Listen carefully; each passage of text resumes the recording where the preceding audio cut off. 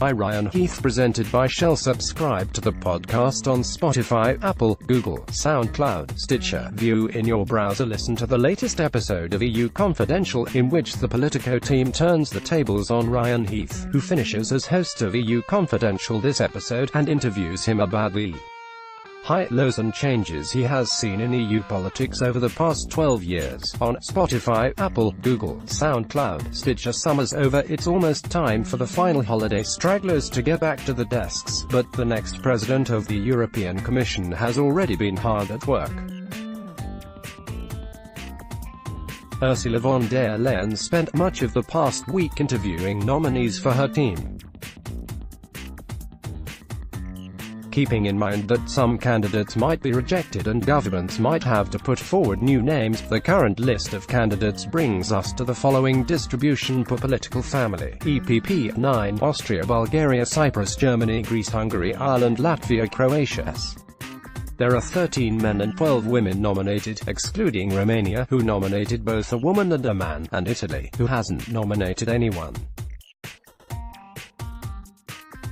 A message from Shell. On July 9 in Brussels, Shell's CEO Ben van Beurden announced the company's support for net zero emissions in the EU by 2050. Shell hopes this can be endorsed by the EU governments as soon as possible, because it is a plan that shows real leadership on global climate action. Learn more here. Was it something we said? First Denmark, then Poland. Donald Trump really doesn't want to come to Europe. First came the whole Greenland debacle that resulted in him cancelling his trip to Denmark. Then late Thursday, he backed out of his visit to Poland, saying he wanted to remain stateside as a potentially major hurricane takes aim at Florida, for the sake of Floridians, of course, nothing to do with his Mar-a-Lago resort being there. Oh no, maybe he's going to nuke it. Vice President Mike Pence, above, in background, will take Trump's place in Poland, which is a bit like booking the Rolling Stones and getting Hootie. Too hot to handle Boris Johnson's decision to suspend the UK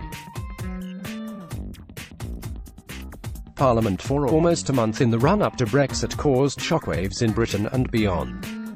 In Finland, it was even compared to the banning of saunas. Finnish Minister of Employment Timo Harakka described the events in Britain as unbelievable, and said the parliamentary system is a big source of pride for the Brits. He added that suspending Parliament was for Britons on a par to if they would ban saunas in Finland. Latest from the land of make-believe, a former member of the band Bucks Fizz, winners of the Eurovision Song Contest in 1981, is standing to be a Member of Parliament for Nigel Farage's Brexit party. In the event of a general UK election, J. Aston Kahunas hopes to become an MP in the London seat of Kensington, currently held by Labour. She was a member of Bucks Fizz from 1981 to 1985. I want to stand for the Brexit Party and fight to uphold democracy for the sake of the people, she said. As an MP, I will work to rebuild trust and help the Brexit Party make the necessary reforms to unite the country after we break free of the European Union. The band's Eurovision-winning song was Making Your Mind Up, and they also had a big hit with the In No Way Connected to Brexit, Land of Make-Believe, catching our eye. The Italian could well end up staying on as Prime Minister, with the Five Stars and Democratic Party working to out together a coalition with him at the helm. And he got presidential backing from Donald Trump.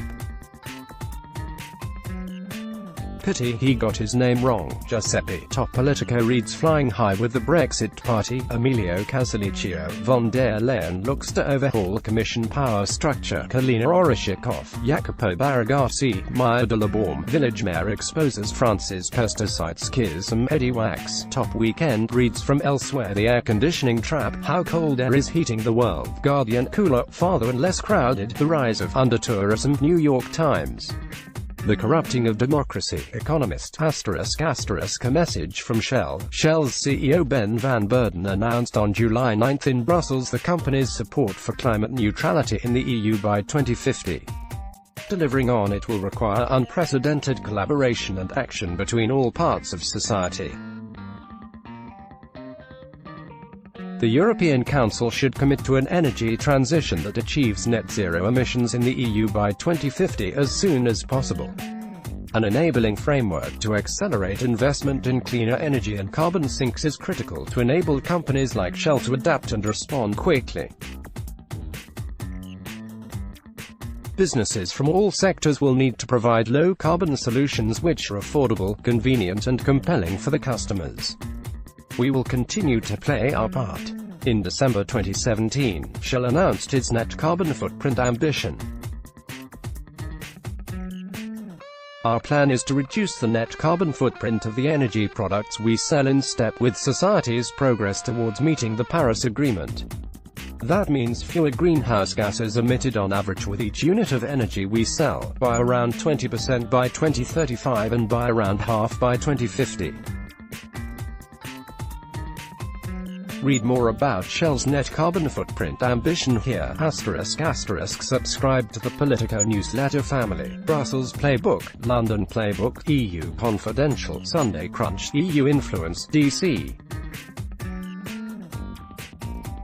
Playbook, all our Politico pro-policy morning newsletters. Let's block ads. Why?